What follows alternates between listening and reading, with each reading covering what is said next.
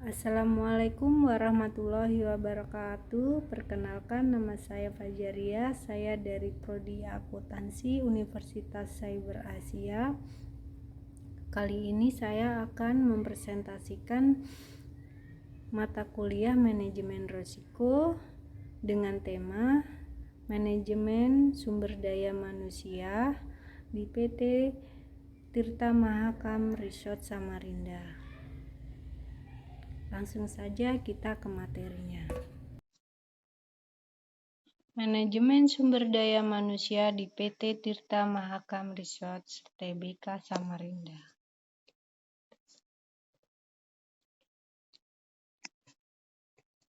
PT Tirta Mahakam Resort merupakan perusahaan yang menghasilkan produk antara lain plywood, blockboard, lamin clay, lumber core, sawmill, dan polyester. Produk-produk tersebut dihasilkan dengan dibantu perusahaan outsourcing yaitu PT Kurnia Jaya Semesta yang merupakan perusahaan pemborongan pekerjaan dan perusahaan penyedia jasa pekerja. Negara Indonesia adalah negara hukum. Segala aktivitas kehidupan masyarakat diatur dengan hukum, seperti amanat yang terdapat dalam Pasal 1 Ayat 3 Undang-Undang Dasar 1945. Hukum di negara Indonesia pada dasarnya bertujuan untuk mewujudkan masyarakat adil, makmur, dan sejahtera. Negara hukum Indonesia saat ini dihadapkan pada era revolusi Industri 4.0. Era tersebut membawa dampak yang besar pada seluruh sektor kehidupan manusia. Salah satunya subjek hukum dalam hal ini orang perseorangan dan badan hukum berlomba-lomba membuat usaha atau mendirikan perusahaan. Hal tersebut membawa pengaruh bagi masyarakat karena dengan semakin banyaknya perusahaan akan semakin meningkatkan jumlah lapangan kerja yang akan berdampak pada dibutuhkannya pekerja untuk melakukan pekerjaan. Pekerja yang dimaksud pekerja outsourcing. Pekerja outsourcing adalah pekerja yang dikontrak dan didatangkan dari luar perusahaan. Dalam hal ini, perusahaan menyerahkan sebagian pelaksanaan pekerjaan kepada perusahaan lain yang dilaksanakan melalui perjanjian pemborongan pekerjaan yang dibuat secara tertulis, sebagaimana yang dimaksud dalam Pasal 65 Ayat 1 Undang-Undang Nomor 13 Tahun 2003 tentang Ketenagakerjaan. Dasar hukum pelaksanaan outsourcing diatur dalam Pasal 64 sampai dengan Pasal 66 Undang-Undang Nomor 13 Tahun 2003 tentang Ketenagakerjaan. Pasal 64 menjelaskan bahwa perusahaan dapat menyerahkan sebagian pelaksanaan pekerjaan kepada perusahaan lainnya melalui perjanjian pemborongan pekerjaan atau menyediakan jasa pekerja atau buruh yang dibuat secara tertulis.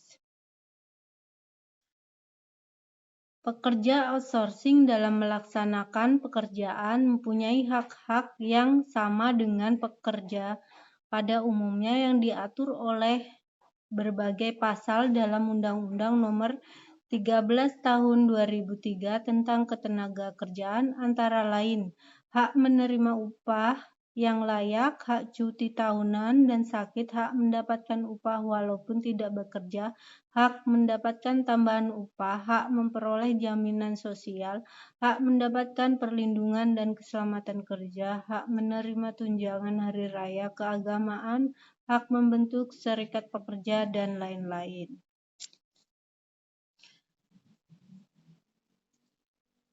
Untuk landasan teori,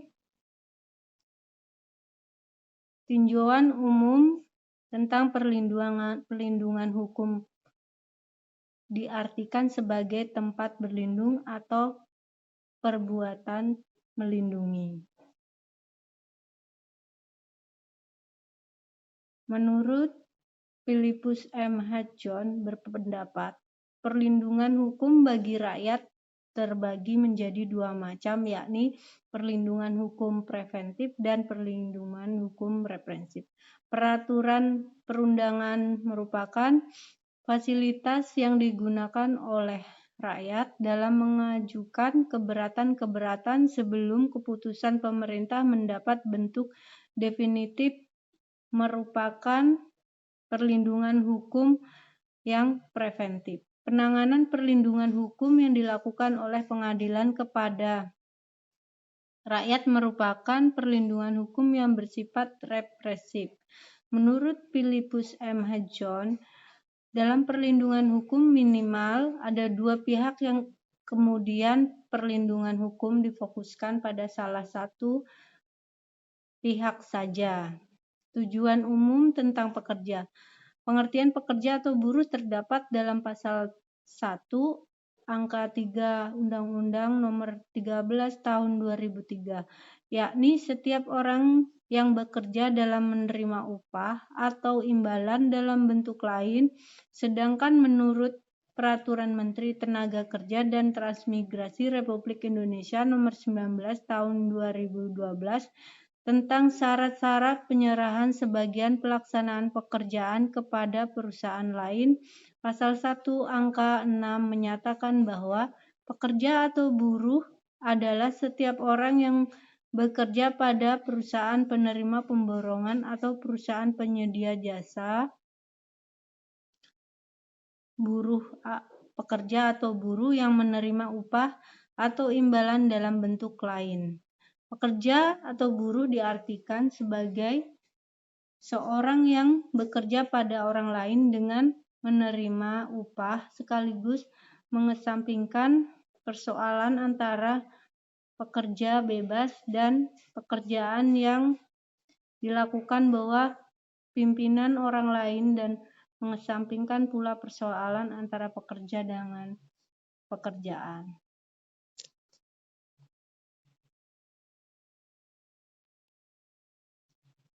Tinjauan umum tentang outsourcing. Outsourcing berasal dari dua kata, outs yang artinya luar, source yang artinya sumber. Jika diterjemahkan bahasa Indonesia, outsourcing artinya alih daya. Outsourcing merupakan sebuah pendekatan manajemen dengan cara memberikan kewenangan kepada pihak ketiga atau agen luar untuk bertanggung jawab terhadap jasa atau proses yang sebelumnya dilakukan oleh perusahaan. Pengertian outsourcing tersebut di atas dalam bidang hukum ketenagakerjaan, ketentuan yang mengatur outsourcing secara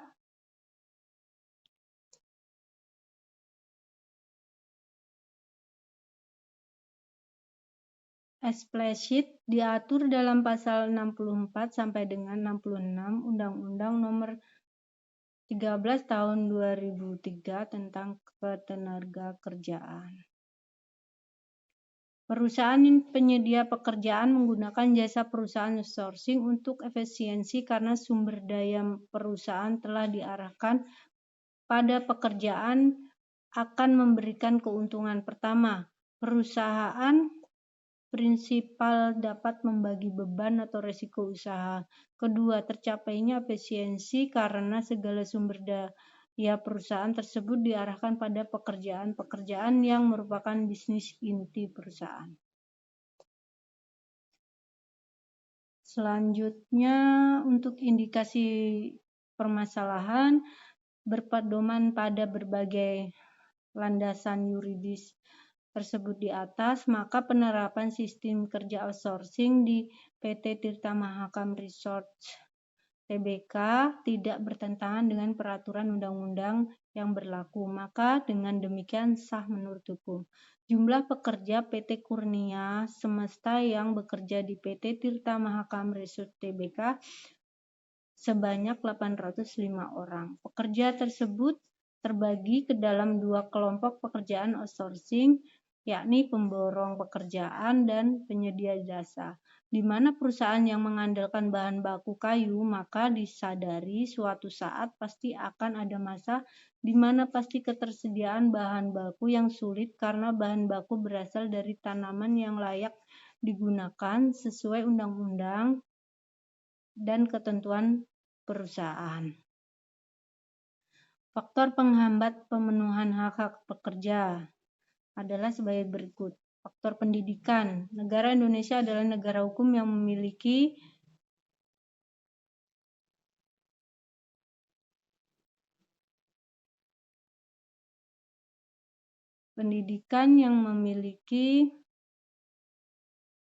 berbagai macam teori hukum dan asas hukum. Salah satunya adalah teori fiksi hukum. Pemberlakuan teori fiksi hukum di Indonesia dapat dilihat dari semua jenjang peraturan undang-undang. Kemudian, faktor status pekerja harian.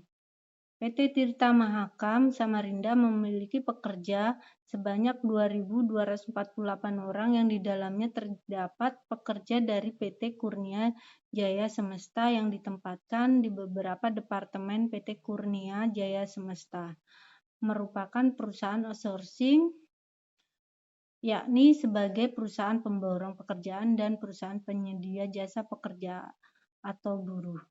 Yang ketiga adalah indikasi permasalahannya, faktor banyaknya beban kerja. Produk-produk yang diproduksi atau dihasilkan oleh PT Tirta Mahakam Resort tersebut antara lain plywood, blockboard, lamin play, lumbercore, sawmill, polyester. Produk yang dihasilkan sebagian besar diekspor ke luar negeri, terutama ke Amerika, Jepang, dan negara-negara Asia lainnya. Sumber bahan baku yang dikelola mendapat pasokan dari PT Ratah Timber, PT Rodamas, PT Narkata, PT Amindo, PT Borneo Indah, PT Kiani, PT Belayan River, PT Bumi Anugrah Lestari, dan PT KBT.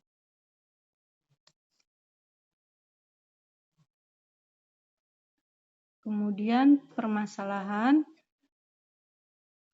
Untuk topik permasalahan, masalah yang sering ditemui di Kota Samarinda terdapat perusahaan outsourcing yang tidak mendaftarkan pekerjanya di Badan Penyelenggaraan Jaminan Sosial atau BPJS.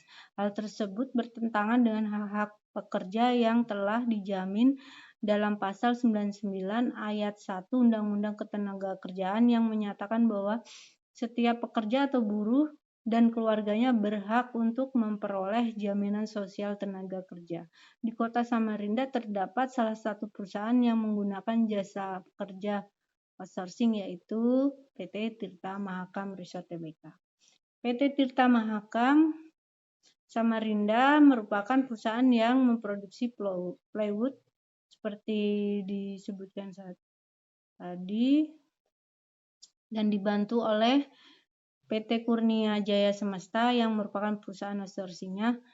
Banyaknya kasus perusahaan outsourcing ini yang tidak melindungi hak pekerjanya membuat perusahaan harus mempelajari dan mengetahui lebih lanjut pelaksanaan hak-hak pekerja outsourcing di PT Tirta Mahakam Samarinda. Berdasarkan uraian latar belakang masalah yang diuraikan di atas, maka perlu dikaji mengenai perlindungan hukum terhadap hak-hak pekerja di PT Tirta Mahakam Resort Samarinda dan faktor penghambat pemenuhan hak-hak pekerja di PT Tirta Mahakam Resort Samarinda.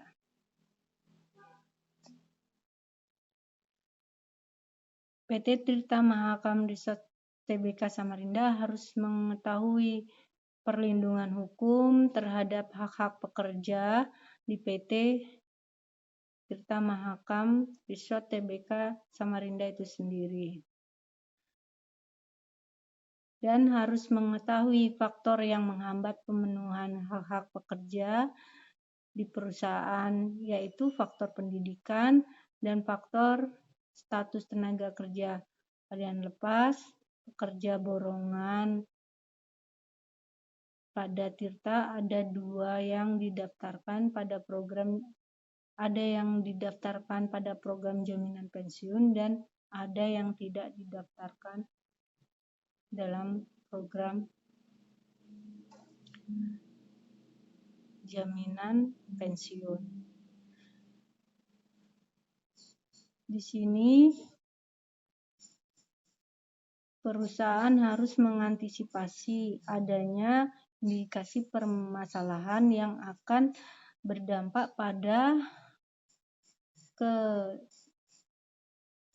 ketidakpuasan atau isu-isu yang mendorong adanya demo ataupun isu-isu yang membuat terhentinya produksi sehingga membuat kerugian perusahaan.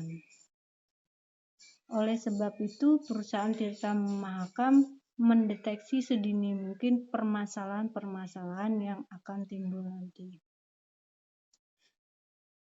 Adapun solusi pemecahan permasalahan yaitu perlindungan hukum terhadap tenaga kerja outsourcing telah dimuat dalam Undang-Undang Ketenagakerjaan dan kemudian ditegaskan kembali dalam putusan Mahkamah Konstitusi. Outsourcing adalah kebijakan usaha yang wajar dari suatu perusahaan rangka efisiensi usaha, akan tetapi pekerja yang melaksanakan pekerjaan dalam perusahaan outsourcing tidak boleh kehilangan hak-hak yang dilindungi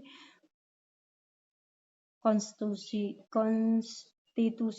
Agar para pekerja tidak dieksploitasi dalam pertimbangan, Mahkamah Konstitusi menawarkan dua model outsourcing, yaitu mensyaratkan agar perjanjian antara pekerja dan perusahaan melaksanakan pekerjaan outsourcing tidak berbentuk perjanjian kerja waktu tertentu atau PKWT, tetapi berbentuk perjanjian kerja waktu tidak tertentu PKWTT. Dan dalam hal hubungan kerja antara pekerja dan perusahaan outsourcing berdasarkan PKWT, maka perjanjian harus mensyaratkan adanya pengalihan perlindungan hak-hak bagi pekerja yang objek kerjanya tetap ada walaupun terjadi pergantian perusahaan yang melaksanakan sebagian. Untuk mengetahui perlindungan hukum terhadap hak-hak pekerja di PT Tirta Mahakam dan mengetahui faktor penghambat pemenuhan hak-hak pekerja di PT Tirta Mahakam tersebut.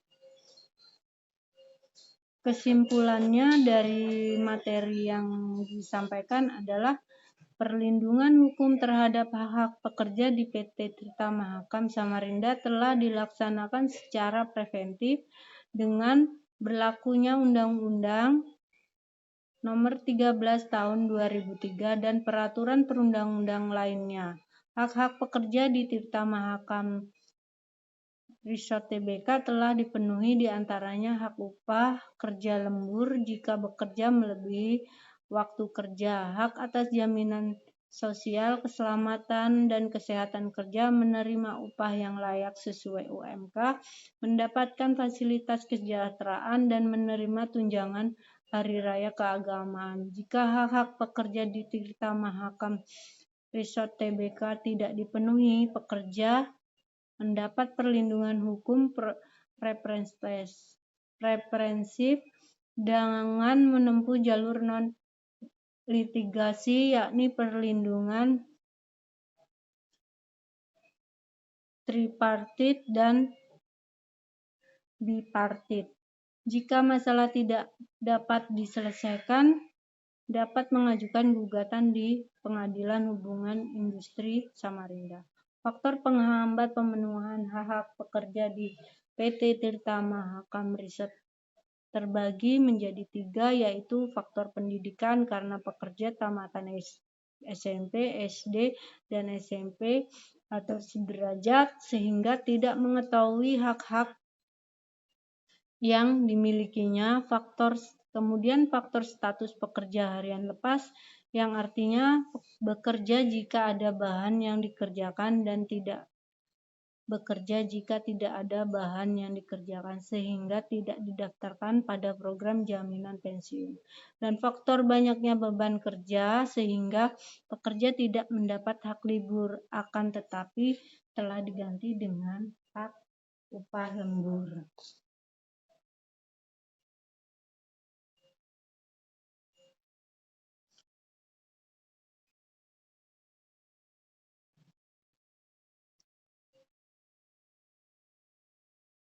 Kemudian untuk saran,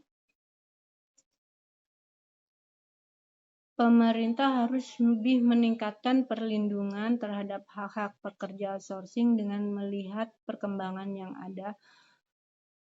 Hal tersebut dapat dilakukan dengan merevisi Undang-Undang Nomor 13 Tahun 2003 tentang Ketenagakerjaan agar masalah yang terjadi terkait pekerja outsourcing tidak terjadi terus-menerus.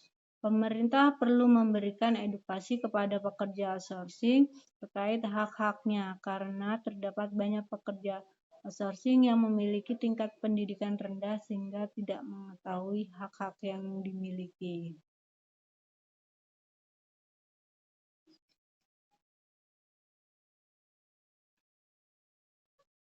Demikian presentasi materi yang saya bawakan. Mohon maaf atas segala kekurangan.